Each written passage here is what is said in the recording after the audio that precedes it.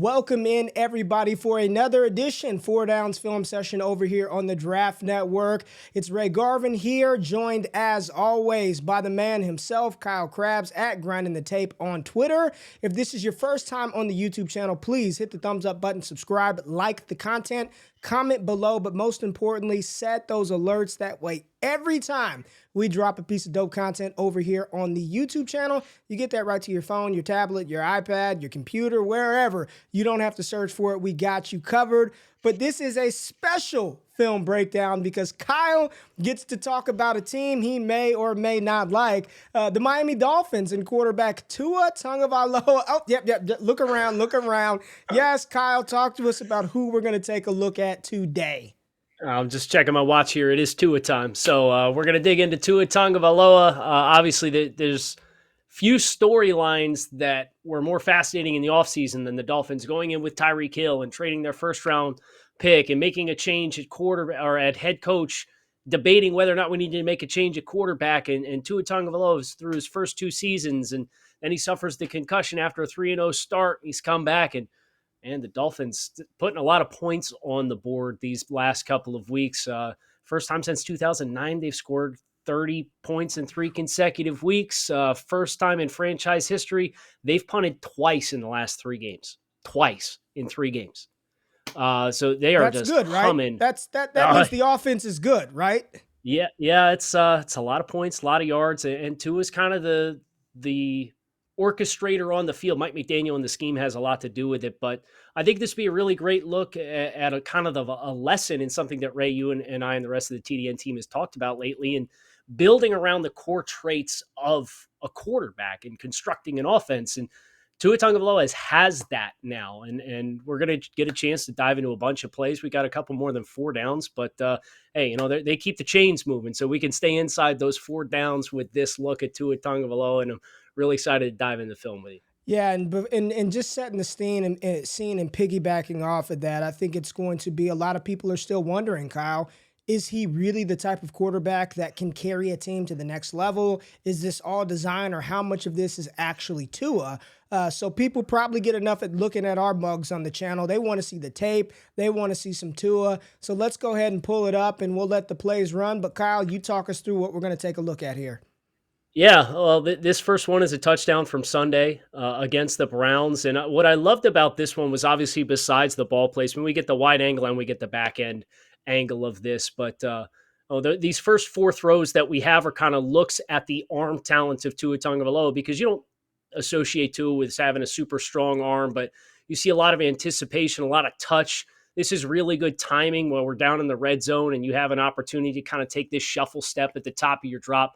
We put this thing high towards the back pylon. You let your receiver make a play on it. But this play in particular really popped to me for what Tua Tagovailoa said after the game. He went into pretty significant detail about what he saw in the post and the pre-snap look. So if you wind this real quick, Ray, just back to the wide angle, he talked a lot about when he gets up to the line of scrimmage here, he sees middle of the field open coverage. He says they kind of gave us this palms coverage type look where I know if Tyreek Hill, who's the slot receiver to this side of the field, to the boundary side, runs an outbreaking pattern, they have a chance to sit in cover 2 as compared to playing a quarters coverage here. So if you roll this, you can actually see this corner on the outside. He hesitates just a touch when Tyreek Hill breaks outside, right? And now if you go to the wide angle and you look at how quickly Tua Tagovailoa processes that within his shuffle timing, and he times it up, and it's right on the money. High up on the face of Trent Sherfield, who makes a great play, the toe tap. Trent announced to the world he and his significant other are expecting a baby. That was their baby announcement. Oh, that was okay. That's the baby cool. on the touchdown. Yeah, so they hadn't announced anything yet. But Tua seeing through Tyreek Hill to see that corner on the outside and identify just that brief split-second hesitation, all within the timing of the play, where if you're late, that he's out of the back of the end zone, right? So that was a dime. It was a really big play. It was right before the end of the half. Here's another dime that Tua had in the midst of this game against Cleveland on Sunday. And you could see they're kind of giving you that cover 6 type vibe where they motion across. So they go quarter, half. And Tua, again, it's a strike. It's with timing. I love with this one, his eyes start to his right. Yes. Yes. He's looking away from the throw. So let's run that Yes. one back real quick. You can see he looks off to his right with the motion. Cleveland makes a check, so they press him up on the line of scrimmage and they have a safety up over top. So he gets through that read pretty quickly. He comes back to the quarter side, and whoever 30 is or 20, uh, who's now in Tyree or in Jalen Waddle's hip pocket here, kind of late to carry that vertical stem, and Tua coming across that progression that quickly on time. The ball, when he catches it, is right on the landmark that they shoot for, which is right down the hash. He pipes this thing with timing. His eyes are working through a half field progression. Wow. It's right on the money, and it's with timing. And I think that's something that really pops with all of these dime throws that we've identified for Tua.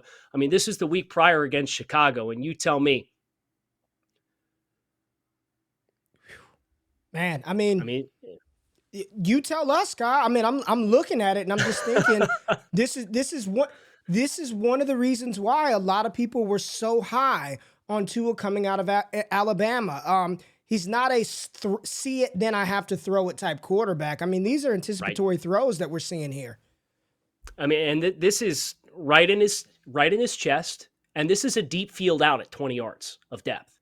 So for all of this conversation that takes place with Tua and the arm strength, and it's not good, if he's on time and he's able to get set up and it's within the rhythm and the structure of the play, he has very little issue with throwing with velocity on drive throws down the field. And this one's to the field. This is not a throw to the boundary. Right. Tyreek Hill eats up this cover three corner, who is, he forces the respect of six. You could see corner's hips are open upfield. Yep. Tyreek Hill. It's a really nasty route from Tyreek. And look, I mean, Tua is separated right now. His hands are broken off the ball. It's a really good indicator that he's made the decision to throw the ball.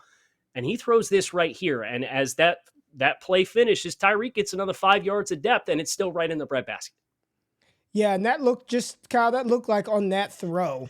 I mean, the ball was released right as maybe Tyreek was getting his eyes around, but Tua already made the decision and put that thing on a landmark. And I mean, this is great. And these are the type of plays, Kyle, that you just watch on Sundays when you're sitting back and you're like, oh, that's an easy throw. No, anybody could have made that throw. And then you start to dive into it, and it's like, no, I don't know if everybody can make that throw because I don't know if everybody trusts the system, the scheme, their receiver to make that throw. So we've got another one versus Chicago right here. Let's rewind that back a little bit. This is the Tyreek play before, but we've got another one of those Tua dime throws coming up. So you can go ahead and start to set the scene for that one as well. Yeah, I really love this one because they run a kind of a high-low concept where they're looking to isolate the corner. They run a flat with a corner behind it, and he back shoulders the corner route. I mean, you'll get a really good appreciation for his decision to. Most quarterbacks are going to take that. They're going to go up over top of the corner that they're high-lowing, and they're going to put it on the sideline. Tua, again, when it's in timing, back foot hits the ground. He hitches. Is he a little toesy with the hitch? Sure. But his ability to make a commitment that I'm going to drive this throw, they said in the summer they want to yak teams to death. Well, if you're trying to yak teams to death, you want to give Tyreek Hill as much space to operate after he catches the football as he can. So they run this corner route, and he decides to back shoulder this so that he can fit it inside as compared to Wow. trying to go up over the top of it. Can Like, it's we little things like that you understand what your limitations are as a passer that I think you're starting to see with Tua to make the cognitive decision on this high-low route where you see 33 kind of squats on it. wow. Okay, I'm going to drive it. I'm going to put it on a line on the back shoulder and try to give him a chance to get set up for some run after catch. Kyle, can I just ask you, because a lot of people are thinking it, how much of that is Tyreek Hill and how much of this is Tua? And I get Tyreek is a special, unique talent at wide receiver, but I'm looking at this throw. And we're not going to name quarterbacks, but there are a couple quarterbacks I don't think I'd want even attempting to make this pass because it's probably picked off. Well, yeah, it's you have to have a lot of confidence in what you're seeing, and you have to be within the rhythm of the play. And if you hesitate, you take an extra shuffle step. 33 does drop underneath of that ball, and that is intercepted. So that's the thing that Coach McDaniel has done a really good job of. And Tua also, by the way, he eyes the flat the entire way here. You could see him as he takes through his drop. Yeah. He's looking down. No, Yes. I'm up. And he's playing games with zone defenders, and we're going to see that a little bit later here because we got a couple eye manipulation type plays. But there's discipline with it too. This was one that I really liked. It's an incomplete pass. It's 0 for 1 in the box score. But we're back to this weekend against Cleveland. This is I mean, they do a pretty exotic safety roll down here with John Johnson, where they're looking to cap and get down into the box against a two back set. You could see he's flying down here to get into the fit. And then they kind of have this shallow robber with 54 where he drops underneath, right? Yeah. And two is still in the midst of they're showing middle of the field open. We're going to roll the safety down to get into the run fit and potentially get some pressure. And we're going to try and spot somebody in the middle of the field for anything that isn't in breaking route. Well, he processes that. He's got a player some penetration that does Yep. ultimately end up in his face. So he is in real time making this decision, reading through as an RPO. He's reading through that end man on the line of scrimmage. He's seeing through that to the second level, and he still puts the ball in exactly the place that it needs to be for Jalen Waddle to have a chance to catch the football. So that's, I think, is what's really impressive for me too, is he's playing games with guys in zone coverage, but he's also, as he's carrying through some of these RPO reads, he put that thing right where it needed to be to ensure that it wasn't going to be impacted by that shallow defender underneath. It's interesting, Kyle, because a lot of the narrative that I see and hear on Tua is, oh, all he's doing is dumping it off 5 yards, and Tyreek Hill and Jalen Waddle are just doing the rest, right? He doesn't have to do anything because he has these yak monsters on his team. But what I'm seeing here early on is he's putting the ball in positions for these playmakers to make plays. So this is a good example of exactly what you just talked about, Mm-hmm. where, Tyreek does him a solid because he gets out the back door and he picks him up an extra 15 yards. By the way, no receiver had more than 5 receptions, and they had 5 receivers with 4 receptions or more against the Browns because the Browns, coming off the bye week, they played a lot of cover 6, and their commitment was, we're trying to cloud and conflict one of these speed receivers and play safety over the top, and then we're trying to play 2 and box in on the other side when they don't put Hill and Waddle on the same side of the field. So you saw a very generous distribution of passes as far as targets in this game. But this play in particular, we're under center. We have a ball fake.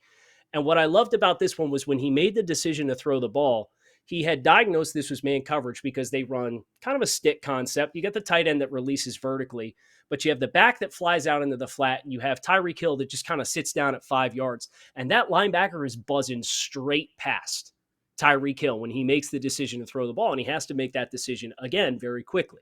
So that pre-snap diagnosis was something for Tua that was not a strength through his first 2 seasons. So if we can run this through the wide just one more time, and you can see, when he gets to the top of his drop,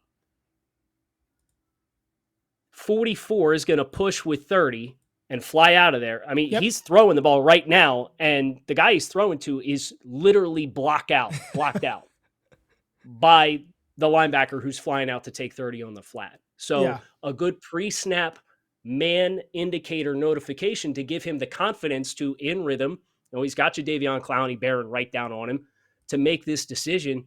But he also does the eye manipulation here to Jadeveon Clowney. If you now go to the wide, we'll go one more time, and or the back end angle one more time, you Right. can see he's looking out here, and he influences Clowney to come up the field. So if you let it roll slow, when he comes out of here, he's looking at the flat, right? He's Yeah. still looking at the flat. He's still looking at the flat. And then he ultimately says, I'm going to drop it down and I'm just going to throw it to the stick. So Wow. if Clowney feels that he's not throwing to the flat, he probably comes a little more square on Tua as compared to up the field to try and take away the throw. So Tua with his eyes is now messing with free runners just as much as he's messing with zone defenders. So it's been a really big strength of his. And this was another good example against Cleveland. This one's pretty simple. It's a high-low read. But again, you'll see it from the back end angle when he is looking down the barrel to make this throw. He's looking flat. It prompts the corner to drive up, and then you see him make the reset to get upfield to throw, and this ball is right on the face of Mike Gesicki. It's really, really Kyle, accurate throw do with you the grip. notice what the DB did? Like after the catch, watch the DB. That's on me. Yeah, me. Yeah, yep. Yep. That was like he knew he was reading the eyes. You keep talking about these things, and you're not just saying them to say them. I mean, the eye manipulation. I mean, that's what you titled these clips. I mean, Delpit's like, that was me. Like, I second guessed it because of Tua's eyes. So this I mean, and you can see now right about here's where he's going to reset and come up and set up to throw further up the field. But these are the challenges that this system and the personnel brings. You have to be suicidal to play a bunch of man coverage against Jalen Waddle and Tyreek Hill. You have to play zone. So Right. because their personnel prompts you to play zone at a very high rate, Tua and his strength as a player to manipulate and move because he's comfortable within the structure of what they're doing allows him to see the field very well, and it allows him to open larger throwing windows in which to throw the ball. So you could say, oh, well, he's just throwing to guys that are wide open. But it's a mixture of the play calling, because they shift and motion so much, they change the picture. So you get a lot of pre-snap indicators to have confidence in it. And that's how they are prompting these situations that allow the best assets of Tua Tagovailoa as a player, as he's, again, eyeing down here on flat. And as his back foot hits the top of the drop, he's going to make the decision to kind of reset. You saw Yep. him think about it, and then he resets and throws the corner. This is, I mean, I'm getting, I'm really excited here because it's so subtle, and I wish I could zoom in just a little bit, but you can see him. I'll let it run. You'll see him eyeing the flat, and then you see his head right there, and then it Yep. goes to Mike Gesicki, and then it's just beautiful, beautiful eye manipulation, eye discipline. These are impressive. Walk us through this one right And here, Kyle. yeah, this one's a drive starter. This was the 2-minute offense. They go down and score the touchdown on the first throw that we looked at to Trent Sherfield. And it's, again, you can see his eyes are starting left, Oh, and you can see the conflict with the high-low. You know, they're looking for that sucker route where, well, it's a 10-yard down and distance to go. 51 ends up sucking up on Gesicki, leaking out on the shallow here after the chip release, and he earholes it right past him, with Jalen Waddle coming into the intermediate throw. But I really like the manipulation of the pocket here, and it's something that Tua has done really well since he's come back from the injury. He took 0 sacks in this game. He's been sacked 8 times on the season, and he's only been sacked twice since he came back against Pittsburgh. yep. And you know, they're doing a really good job of creating space for him to step up within the pocket, and you know, his ability to feel that in the midst of everything else that he's doing sets him up for success. I wanted to make sure we put this one in here because this is one of their money concepts. This next throw to Trent Sherfield, this is that post wheel sneak flat RPO concept that they run to death. And you've seen a lot of different personnel groupings. They really came out. They actually ran this as a not even an RPO, but just they ran the flat or the concept without the RPO earlier in this game. But with this 2-back set, you know, the first read that he's going to look for is this glance route that he throws to Trent Sherfield. And he makes the right read based on the end man on the line of scrimmage, right? You could see the defensive end. If we just run it back right here, you'll see 94 Yep, 94. really suck down and surf inside and ride with 23, Jeff Wilson. So that's your pull take right now. So now it's, do you have the glance? Do you have the wheel, or do you have the sneak flat? And he consistently rips these glance routes. We could just run right to this one. He back Right. shoulders the glance route against Detroit Wow. 2 weeks ago. You get a really, it's the same concept. You can see just how different the structure is for them to get into the same play, where now you have a sniffer that's coming across as sneak flat as compared to Wow. 30 Alec Ingold, who was the second back in the 2-back set against Cleveland. But you get a really good appreciation for the size window here. And look how efficient the release was. Come back to as he rides through the mesh point here, and all in one motion. Feet are set, cleats are in the ground. He rides through, and immediately, look at that. It's the back shoulder on a glance route in that tight of a window. You can talk all you want about dink and dunk and Jalen Waddle and Tyreek Hill. If it's within 20 yards, and he's killing from 10 to 19 over the middle of the field this year, the accuracy on in structure plays like this is really, really special. And it's one of his, you don't think about physical superpowers with Tua Tagovailoa, but the natural ability to process in real time that kind of information and understand I'm going to take the glance anyway. I don't care that 44 is squatting here and buzzing underneath. Wow. I'm going to back shoulder Jalen Waddle on the glance route here. It's pretty, you don't see a lot of guys doing that across the NFL. I just have to ask, are you sure there's not any homerism going on right here? You're making me a Dolphins fan. I mean, honestly, we're not going to invoke any other names, but I'm looking at that throw and I'm just going back to that. There are a handful of quarterbacks, more than a handful, that I would say you probably need not attempt this. Whether it's confidence, whether it's anticipation, I can't explain it, Kyle, but this is a confident throw. You said it all in one motion, from the RPO, the feet, the delivery, and the ball placement. This is, again, a play that you'll never see this on the YouTube highlights anywhere for Tua, but this is a hell of a throw, man. A hell of a throw. Yeah, and you'll see, you talked about confidence. This one, for me, first of all, it's a protection bust by the offensive line, but just watch Tua's body language after he throws the ball. He's got like this Steph Curry type vibe to him right now as he's throwing the ball that like I'm really looking forward to. He was mic'd up against Cleveland. We haven't had a chance to see it yet, but I can't wait to hear what that sounds like. So right now they should be in a full slide protection on the offensive line. You can see the right tackle steps out on Clowney, who's in a wide split, but we should be stepping full down. You don't want to give a free runner on the B gap, right? Right. Tua feels this immediately, and they have Tyreek Hill, who's buried in it 3 strong to the strong side of the formation. It's just a simple crosser route across the middle. But the fact that he doesn't panic, he kind of drifts back in the pocket, he buys himself enough time to let the acceleration of Tyreek Hill take over, and he puts it out in front of him. And it's a very routine play, but we've talked a lot about Tua Tagovailoa within structure does a lot of things really well. But he is feeling more comfortable in understanding when we have to get outside of structure. Now, don't ask him to throw a 45-yard post route outside of structure, because the ball's going to hang in the air. It's just one of the things you're going to have to live with Tua. But this here, to feel pressure, to understand, okay, I can buy myself a little time, I can slide, but I will still ultimately, and you saw it several times in this game, make a decision where if I don't have what I'm waiting for to develop, I'm just going to put it at the feet of my receiver and I'm not going to take a big hit. So that's the big thing for Tua, is buy time when you can, but buy time responsibly, because you can go all the way back to Alabama to a freshman year against Vanderbilt, pirouetting in the pocket and getting lit up like a Christmas tree to throw a touchdown pass. It's like, that's great, but like, dude, you're going to get yourself killed if you keep doing that.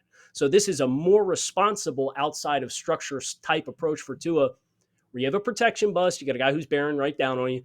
It's fine. You can see he kind of drifts across the hash to just fade away from him just a little bit, buy himself enough time, and he knows it. As soon as he lets the ball go, he says, I got it. I know it. And just so I'm clear, this isn't, what do you think this was supposed to be? Maybe like a 3-step drop, or like this? He was not, the play design wasn't him drifting back, but it was him recognizing that free rusher, right? That free defender, knowing that I got to buy myself a little bit of time and I'm not going to panic. He didn't spin out. He didn't pull the Tony Romo. He just continues to drift back a little bit to buy himself some time, and he didn't panic, Kyle. Well, and again, so they went fast 4. They sent the back in motion. They had trips to his right-hand side, and then they send the back. So they have fast 4. You could see 51 flies out of there. Again, it's the pre-snap indicator. I got man coverage. I got Tyreek Hill and a crosser. It's fine. Yeah. So usually Tua in the quick game, especially down the red zone where things are pretty condensed, he likes the just like a little shuffle. You know, he's kind of a one-step and rock, or sometimes he'll just take a pseudo shuffle, get himself lined up to throw. So I'm glad that you mentioned the drop specifically, because him understanding, okay, I gotta keep going here. You know, this is not just quick, get feet set. And that was one of the throws that he had in the previous 2 weeks. They had Tyreek Hill and Trent Sherfield to one side of the field, and Tyreek Hill ran vertical and Sherfield ran a slant underneath of it. And he took that snap and he was immediately cleats in the ground, lined up to throw wide away. He didn't get any depth at all. So it's one of the things with him that is at its most proficient right now, is the timing, especially in the quick game, to be able to get lined up to throw without having to take a bunch of steps in his drop. Right, here we go. We're back to the Lions game. We've got this back end zone view. What do we have going on here? So we're talking footwork. We just got done talking quick game footwork. Well, this is play action pass, 5-step. Watch when his back foot hits the ground. See how there's no wasted movement here? None. And he takes that again. He kind of back shoulders Tyreek on this in breaking route. But this is really good. What I appreciate about this is he's coming from under center. He's turning his back to the defense. He's extending the ball on the play fake. And then as he comes through, you could see him whip his head around very quickly to make sure he gets back around. Because if he takes his time working his head back around and he hesitates or he takes a shuffle step at the top of his Wow. drop and he tries to throw the same ball, it's an interception to 44, right? So it's the timing of under center, clean exchange, extend the ball out away from extend as though I'm handing the ball off away from my body, come through, my back foot hits the ground. I'm totally in time with getting my foot in the ground.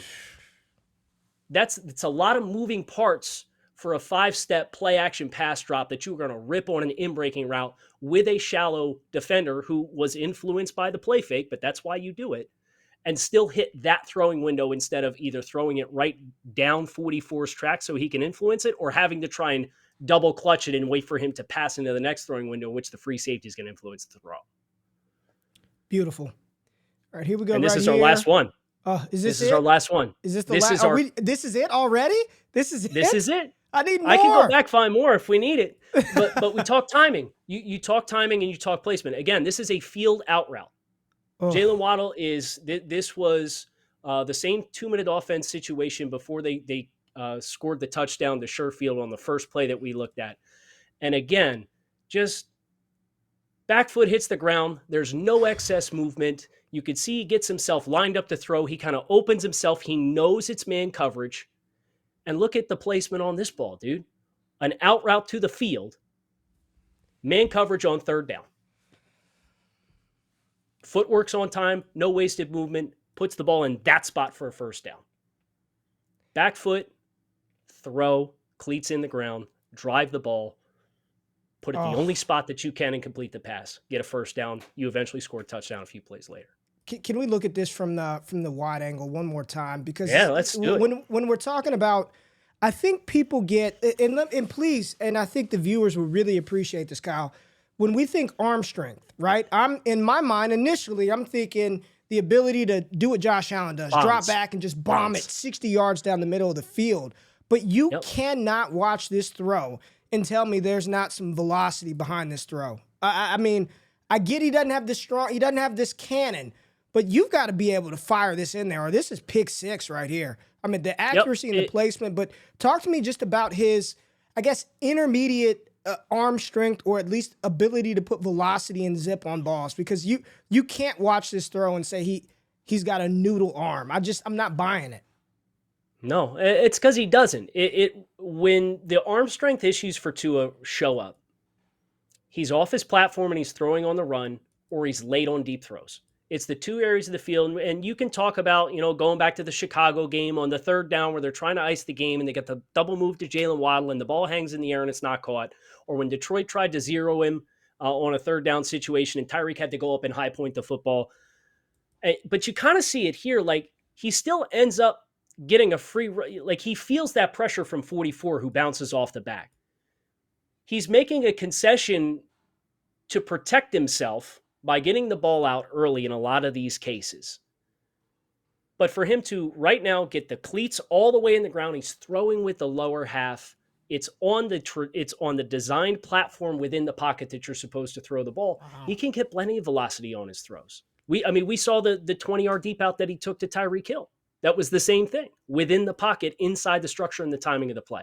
So yeah, if you're going to look for a guy that's going to do what Rodgers does or do what Josh Allen does and make some guys miss, or what Mahomes did for Tyreek Hill for so long, where you kind of freelance it, you let Tyreek run to space and you're going to lay it out and it's going to be a 65-yard air yard throw. He's never going to be that guy. But what they've done between the style of the offense with the shift in motion frequency, they're number one in the NFL in shift motion frequency to change the picture. They're going to manipulate the formation. They're going to get a mismatch that they want. You can go all the way back to week 1 when they went forward on 4th and 7 on the 42-yard line against the New England Patriots just before the half. And they called a timeout. They came out, they shift, They motioned down. What they did was they knew they were going to get man coverage from the Patriots because it's a money down situation. They love to go man coverage, but because they reduced down into a stack formation, they manufactured Jalen Waddle getting outside leverage on an in-breaking route. And he caught that ball and he split three safeties in with 42 yards for a touchdown. So what they're doing structurally, they're very strategic with how they are getting the pre-snap indicators that they want to be able to have a really good idea of what defenses are going to be giving them. And it's from a play calling perspective, but also Tua behind center, reading that. And his processing is much quicker this year. It's been the biggest area of growth in my mind, is him understanding what he's seeing and having a confidence in it, because him understanding that allows all of these great traits that he has that might not be the orthodox, beautiful quarterback to really pop off on the film. For everything that he may not be, right? He's not going to have the scrambling ability of a Lamar Jackson or Josh Allen. Mm-hmm. He's not going to have the arm strength of an Aaron Rodgers. But for everything that he's not, look at all the wonderful things that he is and what he's able to accomplish with structure, with a coaching staff that seems to believe in him, and with weapons that can assist him. And I think that's the biggest learning lesson that I've taken from Tua.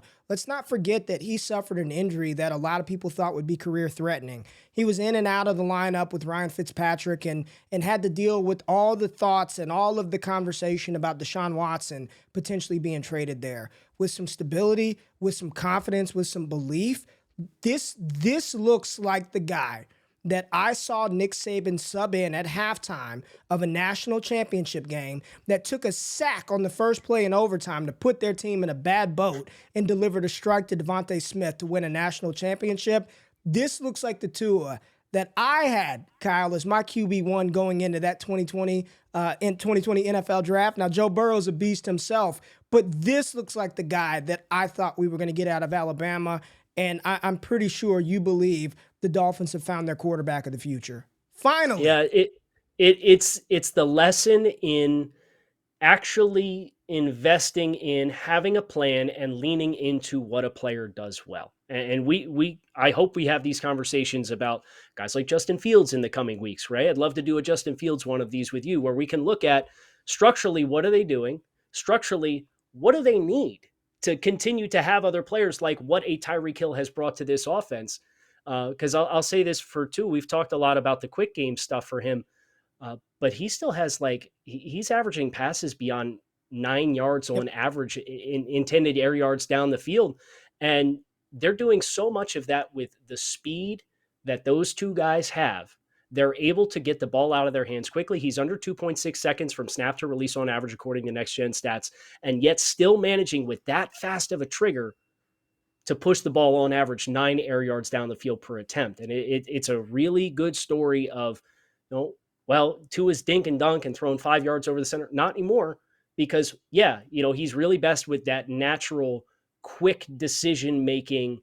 They've put things in place to give him more information, but then they've also went out and got pieces that allow them to have a larger menu for how they want to attack defenses. And it is the story for any quarterback development, because I promise you, there is no savior walking through anybody's doors that needs a quarterback, maybe minus 1 to 2 teams over the next 4 years, right? It's just, you have to get it right around the player after making the decision to invest in a player. And Tua is that cautionary tale, where you mentioned all of these examples of circumstances in which it felt like they weren't going to buy all the way in. Well, they're all the way in right now. And if you're a Dolphins fan and you're not all the way in, feel free to jump on the boat, because we're getting ready to leave the station here pretty quick. There it is right there. This was incredible. I think everybody that watches this will walk away feeling a lot more comfortable with Tua, a lot more confident in what he could be moving forward, and a lot more knowledgeable about the game and what we look for at the quarterback position. So, Kyle, thank you for joining us, and thank y'all for watching this film breakdown on Tua. Please, please, please comment below. Let us know what you think about his development, where you think Tua could end up being in the future. Let us know who you all want to see us break down next on this channel. So for Ray Garvin, for the Draft Network, we appreciate y'all tapping in. Hit that thumbs up button, subscribe, get in the premium Discord. You want access to this times 1,000, get in that premium Discord channel over here at the Draft Network. But for Kyle Krabs, for Ray Garvin, we are out. See you next time. Peace.